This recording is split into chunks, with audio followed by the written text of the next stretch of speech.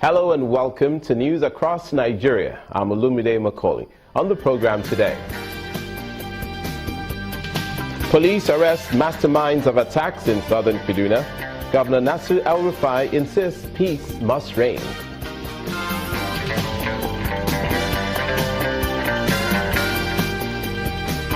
Nigerian Army partners Red Cross on rights of detainees in the northeast.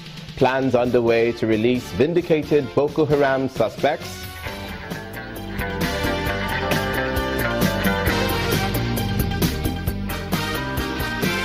And pensioners in Osun State set up camp in the state's House of Assembly to protest unpaid allowances.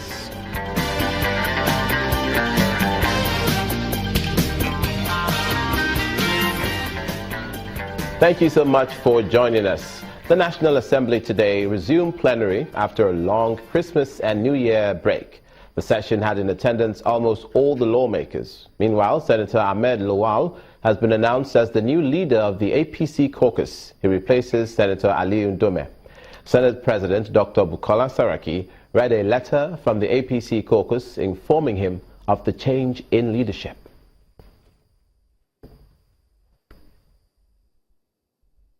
To a legal matter now, the Federal High Court sitting in Abuja seems to have contradicted itself in a ruling made on the trial of self-proclaimed leader of the indigenous people of Biafra, Mr. Nnamdi Kanu, on December 14th, in which the trial judge ruled that witnesses in the case will be shielded and also have a special entrance to the court premises. Justice Binta Nyako, who made the ruling, added that the trial will not be a secret one. However, contrary to the ruling on protecting the witnesses, the court during the trial shielded the defense and prosecution counsel, witnesses, and the defendants from the public. Journalists and other members of the public who had come to witness the trial of Nnamdi Kanu and 3 other defendants facing charges of treason and terrorism were confronted by security operatives who barred them from having access to the court. Despite the ruling of the court that only the witness in the case will be shielded and it will not be a secret trial. Now, during the proceeding, the defense counsel informed the court they'd filed an application seeking to quash the charges for lack of merit and their motion should be heard. However, the prosecuting counsel objected. He told the court that even though he was served less than 24 hours to the case, he was still prepared to reply to the motion. As such, the case should be stood down. The trial judge, however, adjourned it to Thursday to enable parties exchange briefs and then hear the motion. The defense counsel also made allegations of intimidation and high-handedness on the part of the Department of State Security, DSS, and other security operatives, including bringing his clients to court in handcuffs. According to them, on several occasions, members of IPOB and relatives of the defendants have been harassed and arrested by security officials for visiting the accused persons. They urged the court to make pronouncements to protect the rights of their clients. But the prosecutor told the court that he's not aware of any such occurrences. And in her reply, the trial judge, Justice Binta Nyako, advised the defense counsel to formally inform the court so others can be made. But in the interim, she warned the security operatives to treat the defendants as they will treat any other person standing a criminal trial, because there's nothing social about their case. Counsel to the defense said they've approached the appeal court because they believe their clients should not be tried on camera. Whether the appeal court will agree with them remains to be seen. We filed an application challenging the judicial record to hear the charge because the charge is patently incompetent and defective on the ground that the proof of evidence attached to the charge cannot sustain that charge and does not disclose prima facie case against our client. As such, the matter cannot be set down for trial. That's the reason why we filed an application. You know, at the point the bail application was argued and had, the court did not have opportunity of looking into the proof of evidence because it's permitted to look at reasons why it should be granted bail. So this time around, we're inviting the court to look into the proof of evidence attached to the charge. Hundreds of victims of herdsmen attacks have been laying siege to the Benue State House of Assembly complex to pressurize lawmakers to pass the open grazing prohibition bill. Now, that bill is expected to streamline activities of Fulani herdsmen in conducting their cattle for grazing. It was submitted 10 months ago, and the lawmakers are yet to act on it. The protesters, under the umbrella of the movement against Fulani occupation, arrived with their sleeping mats, their cooking items, prepared to stay as long as possible. The past 2 years, clashes between herdsmen and farmers in Benue State have led to hundreds of deaths and destruction of farmland, property, and homes. Staying with security issues now, and to the northwestern region of the country, some of the masterminds of the attacks in the southern part of Kaduna State have been arrested. The governor, Nnamdi El-Rufai, disclosed this when he visited the Commissioner of Police. He vows his administration will ensure all those involved in the attacks will be fished out and prosecuted in accordance with the law.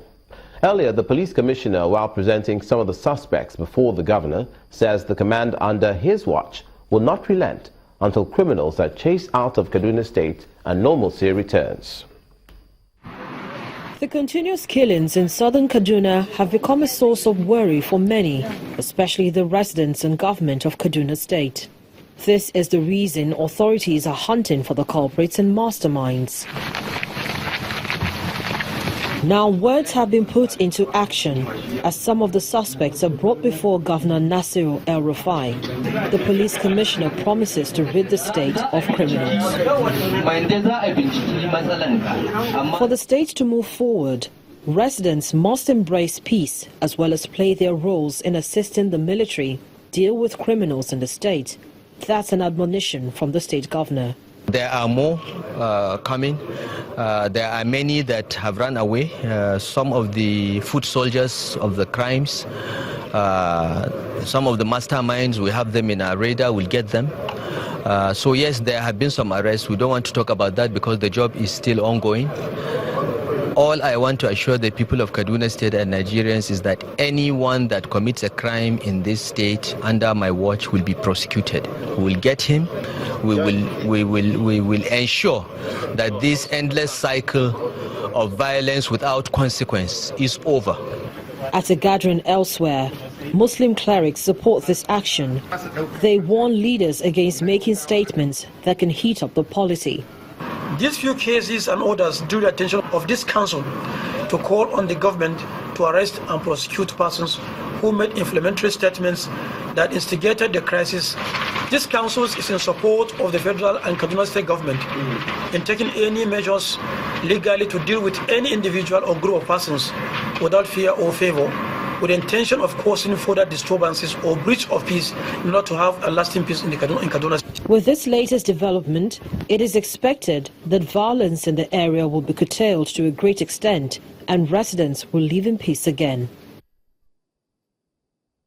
Meanwhile, the Delta State Police Command has debunked claims of attack by herdsmen in some communities in the state. That's coming against the backdrop of some publications that no fewer than 5 persons have been hacked to death by suspected herdsmen in separate attacks in Abraka and Obiaruku communities in Delta State.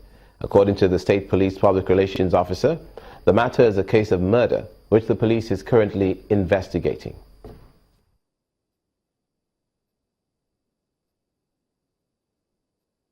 Nothing like that happened. There has not been any herdsmen attack in Delta State. Yes, on the 4th at Abraka, we did have a case of murder involving one Akpovena.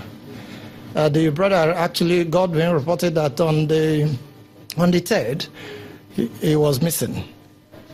On the 4th morning, around that Abraka area, heading to Benin, actually, it falls within the Edo jurisdiction.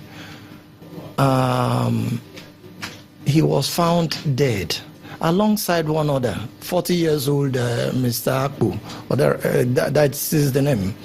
Akpovena himself, Felix, 39, were found to have been murdered. The police are investigating the matter to know the cause of death. Nobody of any has been able to say this is what happened. We are investigating the matter. The matter is still under investigation. There is no part, nowhere in Delta has there been herdsmen, a community clash. You're watching news across Nigeria. Coming up, the Nigerian Army works with the Red Cross on the rights of detainees in the Northeast. Please stay with us.